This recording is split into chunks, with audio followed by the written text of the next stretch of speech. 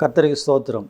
விழுப்புரம் புதிய பெந்தகோஸ்து வழங்குகிறதான தேவ சமாதான நேரம் என்ற நிகழ்ச்சியில் உங்கள் மத்தியில் நான் இருக்கிறதுக்காக கர்த்தருக்கு நன்றி சொல்கிறேன். இந்த நாளின் செய்தியின் தலைப்பு ஒரு நன்மையும் குறைவுபடாது.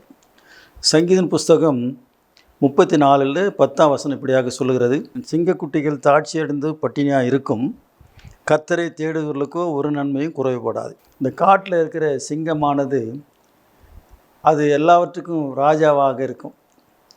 ஆனால் அதனுடைய குட்டிகள் கூட தாட்சி அடைந்து பட்டினியாக கிடக்குமா. கர்த்தருக்கு ஸ்தோத்திரம். ஒரு குடும்பத்தில் வறுமை வருகிறது, நாட்டில் பஞ்சம் வருகிறதுன்னு சொன்னால் அது பஞ்சம் தாழ்மையும் வறட்சியும் குறிக்கிறது. கர்த்தருக்கு ஸ்தோத்திரம். ஒரு வீட்டில் சாப்பாட்டுக்கு வழி இல்லை, செலவுகளுக்கு போதுமான பணம் இல்லை, இப்படியெல்லாம் நிலைமை வரும்போது தாட்சியான ஒரு நிலைமை வறுமையை குறிக்கிறதான காரியமாக இருக்கிறது.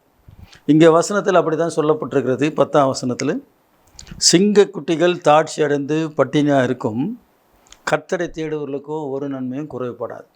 அப்போ இந்த காட்டில் இருக்கிற சிங்கம் தன்னுடைய குட்டிகளை பட்டினியாக விடுமா?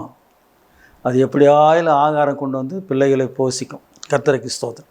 ஆனால் இந்த வசனத்தில் சொல்லப்பட்டிருக்கிறது, அப்படிப்பட்ட சிங்கமே அதனுடைய குட்டிகள் பட்டினியாக இருக்க விட்டுடுமா. ஆனால் கர்த்தரை தேடுவர்களுக்கு ஒரு நன்மையும் குறைவுபடாது. கர்த்தருக்கு ஸ்தோத்திரம். ஆகவே எனக்கு அன்பானவர்களே, இந்த நிகழ்ச்சியை பார்த்து கொண்டிருக்கிற உங்களுடைய வாழ்க்கையில் நன்மைகள் குறைவுபட்டிருக்குமானால் அந்த நன்மைகளை கர்த்தர் நல்ல ஆசீர்வாதமான நிறைவாக மாற்றுகிற தேவனாக இருக்கிறார். கர்த்தருக்கு மகிமை உண்டாகட்டும். 34ஆம் அதிகாரத்தில் 4ஆம் வசனம், நான் கர்த்தரை தேடினேன், அவர் எனக்கு செவி கொடுத்து என்னுடைய எல்லா பயத்துக்கும் என்னை நீங்களாக்கி விட்டார். கர்த்தருக்கு மகிமை உண்டாகட்டும். கர்த்தருடைய பிள்ளைகள் கர்த்தரை தேடும்போது கர்த்தர் தாமே நம்முடைய எல்லா பயத்திலேருந்து விடுதலை பண்ணுகிறவராக இருக்கிறார். அந்த வசனம் அப்படி தான் சொல்கிறது. கர்த்தருக்கு ஸ்தோத்திரம். என்னுடைய எல்லா பயத்துக்கும் என்னை நீங்களாக்கி விட்டார். கர்த்தருக்கு ஸ்தோத்திரம். இன்றைக்கு அநேகருக்கு நிறைய எல்லா விதமான சூழ்நிலையிலும் பயம் வர்றதுக்கு நிறைய வாய்ப்பு இருக்குது. வீட்டை குறித்து பயம், வீடு கட்டணுன்னா அதை குறித்த பயம், பிள்ளையுடைய படிப்பு காரியத்தை குறித்து என்ன செலவு பண்ணணும், எப்படி படிக்க வைக்கணும், அதை குறித்து ஒரு பயம், பிள்ளைகளுக்கு வேலை வாங்கி கொடுக்குற காரியத்தில் பயம், திருமணம் நடத்த வைக்கிற காரியத்தில் பயம், உடல்நிலை சரியில்லாத சூழ்நிலை வரும்போது வியாதியை குறித்த பயம் அப்படியே கணக்கு சொல்லிகிட்டே போகலாம். ஆனால் இந்த பயமெல்லாம் கர்த்தரை தேடுகிற விசுவாசிகளுக்கு, கர்த்தரை தேடுகிற கர்த்தருடைய பிள்ளைகளுக்கு கர்த்தர் அந்த பயத்திலிருந்து விடுதலை தருகிறார். கர்த்தருக்கு மகிமை உண்டாகட்டும். வேதம் சொல்லுகிறது, அவர் நமக்கு பயமுள்ள ஆவியை கொடாமல் பலமுள்ள ஆவியை கொடுத்திருக்கிறார். கர்த்தருக்கு ஸ்தோத்திரம். அதனால் இந்த வசனத்தில் சொல்லுகிறது, நான் கர்த்தரை தேடினேன், அவர் எனக்கு செவி கொடுத்து என்னுடைய எல்லா பயத்துக்கும் என்னை நீங்களாக்கி விட்டார். ஆகவே அன்பானவர்களே, இந்த நிகழ்ச்சியை பார்த்து கொண்டிருக்கிற நீங்கள் கர்த்தரை தேடும்போது உங்களுக்கு உண்டாயிருக்கிற எல்லா பயத்திலிருந்தும் கர்த்தர் உங்களை நீங்களாக்கி அவர் ஆசீர்வதிக்கிற தேவனாக இருக்கிறார். கர்த்தருக்கு மகிமை உண்டாகட்டும். 6ஆம் வசனம் இப்படி சொல்கிறது, இந்த ஏழை கூப்பிட்டான், கர்த்தர் கேட்டு அவனை அவன் இடுக்கண்களுக்கெல்லாம் நீங்களாக்கி ரட்சித்தார்.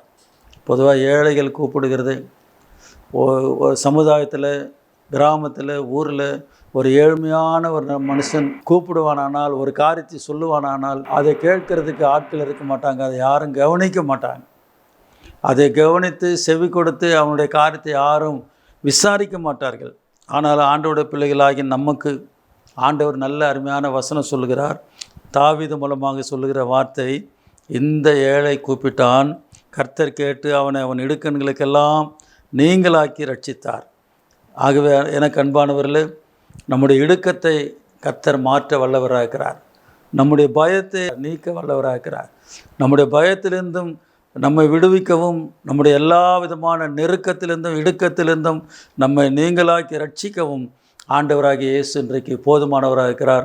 இந்த வசனம் சொல்லுகிறது, 9ஆம் வசனம், கர்த்தருடைய பரிசுத்தவான்களே அவருக்கு பயந்திருங்கள், அவருக்கு பயந்தவர்களுக்கு குறைவில்லை. கர்த்தருக்கு மகிமை உண்டாகட்டும். எனவே இந்த நேரத்தில் இந்த நிகழ்ச்சியை பார்த்து கொண்டிருக்கிற உங்களுக்கு கர்த்தருடைய வார்த்தையின் மூலமாக நான் சொல்கிற ஆலோசனை, சிங்க குட்டிகள் தாட்சி அடைந்து பட்டினியாக இருக்கும், கர்த்தரை தேடுவர்களுக்கோ ஒரு நன்மையும் குறைவுபடாது. உங்களுடைய வாழ்க்கையில், குடும்பத்தில், ஊழியத்தில் எந்தெந்த நன்மைகள் குறைவுபட்டிருக்கிறதோ அந்த எல்லா விதமான குறைவுபட்ட நன்மைகளையும் நிறைவாக்க நம்முடைய ஆண்டவராகிய இயேசு இன்றைக்கும் போதுமானவராக இருக்கிறார். சங்கீதக்காரன் சொல்கிறார், இந்த ஏழை கூப்பிட்டான், கர்த்தர் கேட்டு அவனை அவன் இடுக்கண்களுக்கெல்லாம் நீங்களாக்கி ரட்சித்தார். 4ஆம் வசனத்தில், நான் கர்த்தரை தேடினேன், அவர் எனக்கு செவி கொடுத்து என்னுடைய எல்லா பயத்துக்கும் என்னை நீங்களாக்கி விட்டார். இதெல்லாம் தாவீதுடைய அனுபவமாக இருக்கிறது. இந்த அனுபவமெல்லாம் நமக்கு வர வேண்டுமானால், இந்த அனுபவத்துக்கு நாம் சொந்தக்காரராக மாற வேண்டுமானால், கர்த்தர் நம்மை ஆசீர்வதிக்க வேண்டுமானால், நாமும் கர்த்தரை தேட வேண்டும். நாகும் தீர்க்கதரிசன புஸ்தகத்தில் இப்படி சொல்லப்பட்டிருக்கிறது. 1ஆம் அதிகாரம் 7ஆம் வசனத்தை நான் வாசிக்கிறேன். கர்த்தருக்கு ஸ்தோத்திரம். அந்த வசனம் இப்படி சொல்லுகிறது. கர்த்தருக்கு ஸ்தோத்திரம். கர்த்தர் நல்லவர், இக்கட்டு நாளிலே அரணான கோட்டை, தம்மை நம்புகிறவர்களை அறிந்திருக்கிறார். எனக்கு அன்பானவர்களே, நீங்கள் அவரை நம்புவீர்களானால், நாம் அவரை நம்புவோமானால், அவர் நம்மை அறிந்திருக்கிறவராக இருக்கிறார். கர்த்தருக்கு ஸ்தோத்திரம். கர்த்தர் நல்லவர், இக்கட்டு நாளில் அரணான கோட்டையாக இருக்கிறார், தம்மை நம்புகிறவர்களை அவர் அறிந்திருக்கிறார். நீங்களும் நானும் ஆண்டவராக இயேசுவை நம்பும்போது அவர் நம்மை அறிந்திருக்கிறவராக இருக்கிறார். நம்முடைய பயத்திலிருந்தும் நம்முடைய இடுக்கத்திலிருந்து நம்மை நீங்களாக்கி விடுவிக்கிற ஆண்டவராக இருக்கிறார். கர்த்தருக்கு ஸ்தோத்திரம். இந்த புதிய ஏற்பாட்டில் ஆண்டவர் சொல்லும்போது அநேக காரியங்களை ஓமையாக சொன்னார். நீங்கள் பயப்படாதீங்க, இந்த காட்டு புசுங்களை கவனித்து பாருங்கள், காகங்களை கவனித்து பாருங்கள், இப்படியெல்லாம் அநேக ஓமைகளை சொன்னார். லூக்கா சுவிசேஷம் 12ஆம் அதிகாரத்தில் 24ஆம் வசனம் இப்படி சொல்லப்பட்டிருக்கிறது. காகங்களை கவனித்து பாருங்கள், அவைகள் விதைக்கிறதும் இல்லை, அறுக்கிறதும் இல்லை, அவைகளுக்கு பண்ட சாலையும் இல்லை, களஞ்சியமும் இல்லை, இல்லாவிட்டாலும் அவைகளையும் தேவன் பிழைப்பூட்டுகிறார். பறவைகளை பார்க்கலும் நீங்கள் எவ்வளவோ விசேஷவர்களாக இருக்கிறீர்கள். கவலைப்படுவதனால் உங்களில் எவன் தன் சரீர அளவோடு ஒரு முழத்தை கூட்டுவான்? மிகவும் அற்பமான காரியம் முதலாக உங்களால் செய்யக்கூடாது இருக்க மற்றவைகளுக்காக நீங்கள் கவலைப்படுகிறது என்ன? காட்டு புஷ்பங்களை கவனித்து பாருங்கள் என்றுகிறார். காகங்களை கவனித்து பார்க்க சொல்லியிருக்கிறார். காட்டு புஷ்பங்கள் தானாக வளர்கிறது, காகங்கள் தானாக அவைகளும் ஆண்டவர் போஷிக்கிறார்.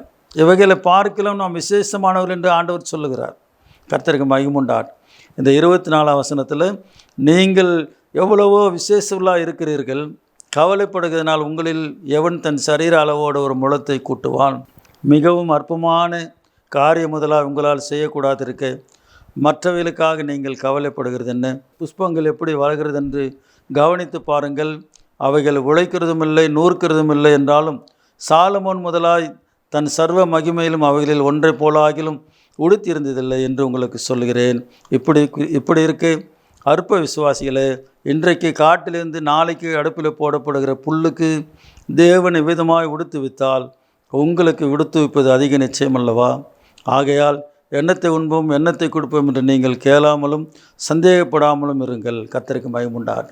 அடுத்த வசனம் சொல்லுகிறார் 30ஆம் வசனத்தில், இவைகளெல்லாம் உலகத்தார் நாடி தேடுகிறார்கள், இவைகள் உங்களுக்கு வேண்டியவை என்று உங்கள் பரமபிதா அறிந்திருக்கிறார். அடுத்த 31ஆம் வசனம், தேவனுடைய ராஜ்யத்தையும் தேடுங்கள், ராஜ்யத்தையே தேடுங்கள், அப்போது இவைகளெல்லாம் உங்களுக்கு கூட கொடுக்கப்படும். கர்த்தருக்கு மகிமுண்டார்.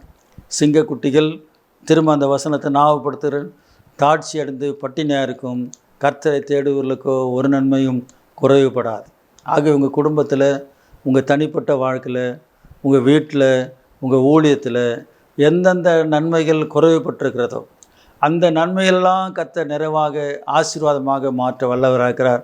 எப்போது என்று சொன்னால் நீங்கள் கர்த்தரை தேடும் போது. கர்த்தருக்கு ஸ்தோத்திரம். இந்த சங்கீதம் புஸ்தகத்தில் அப்படி தான் சொல்லப்பட்டிருக்கிறது. 34ஆம் அதிகாரத்தில் அப்படி தான் சொல்லப்பட்டிருக்கிறது. நான் தேடினேன் தேடினேன் என்று தான் சங்கீதக்காரன் சொல்லுகிறார். கர்த்தருக்கு ஸ்தோத்திரம். ஆகவே நாம் கர்த்தரை தேடும்போது, கர்த்தருடைய பிள்ளைகளாகிய நாம் அவரை தேடும்போது இவைகளெல்லாம் நமக்கு கிடைக்கும். கர்த்தருக்கு ஸ்தோத்திரம். 34ஆம் அதிகாரத்தில் 4ஆம் வசனத்தில் நான் திரும்ப வாசிக்கிறேன். நான் கர்த்தரை தேடினேன், அவர் எனக்கு செவி கொடுத்து என்னுடைய எல்லா பயத்துக்கும் என்னை நீங்கள் ஆக்கி விட்டார். 6ஆம் வசனம், இந்த ஏழை கூப்பிட்டான், கர்த்தர் கேட்டு அவனை அவன் இடுக்கண்களுக்கெல்லாம் நீங்களாக்கி ரட்சித்தார். எனக்கு அன்பானவர்களே, இந்த செய்தியை கேட்டுக்கொண்டிருக்கிற பார்த்து கொண்டிருக்கிற உங்களுக்கு நன்மைகள் குறைவுபட்டிருக்குமானால் கர்த்தருக்கு ஸ்தோத்திரம். நீங்கள் நிறைய ஜெபம் பண்ணுறீங்க, நிறைய ஆத்துமாக்கள் ஆதாயம் பண்ணுறீங்க, சபை நடத்துகிறீங்க, ஊழியம் செய்கிறீங்க, கர்த்தருக்காக நீங்கள் அதிகமாக பிரயாசப்படுறீங்க. ஆனாலும் உங்களுக்கு அநேக நன்மைகள் குறைவுபட்டிருக்கு. இந்த குறைவுகள் நிறைவாக வேண்டுமானால் முதலாவது கர்த்தருடைய பிள்ளைகள் நாம் ஆசீர்வாதமாக இருக்க வேண்டும். அதுதான் அடிக்கடி ஞாபகப்படுத்துகிற ஒரு காரியம் யாபேசுடைய ஜெபம். யாபேஸ் ஜெபம் பண்ணும்போது இப்படி சொல்லுகிற, என்னை ஆசீர்வதித்து. இது சுயநலமான ஜெபமாக இருந்தாலும் அது முக்கியமாக நாம் ஆசீர்வாதமாக இருக்கணும். நாம் ஆசீர்வாதமாக இருந்தால் தான் மற்றவங்களுக்காக ஜெபம் பண்ண முடியும். நான் ஓடினா தான் யாராவது கூட கூட்டிகிட்டு ஓட முடியும். ஆகவே நீங்கள் கர்த்தரை தேடுங்க.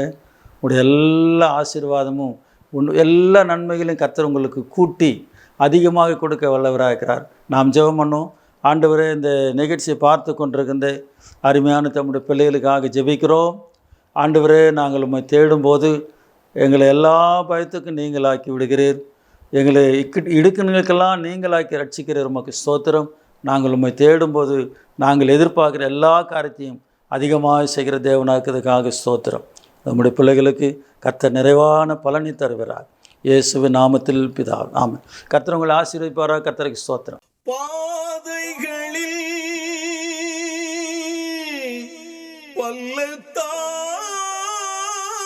பள்ளத்தாக்குகளில்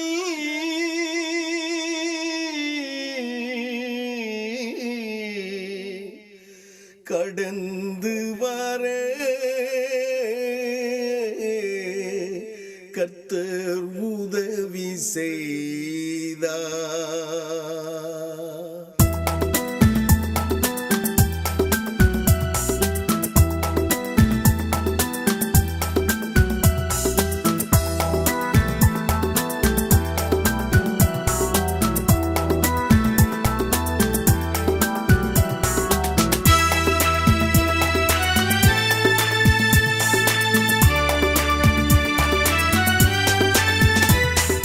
பாதைகளில் பள்ளத்தாக்குகளில் கடந்து வர கர்த்தர் உதவி செய்தார்.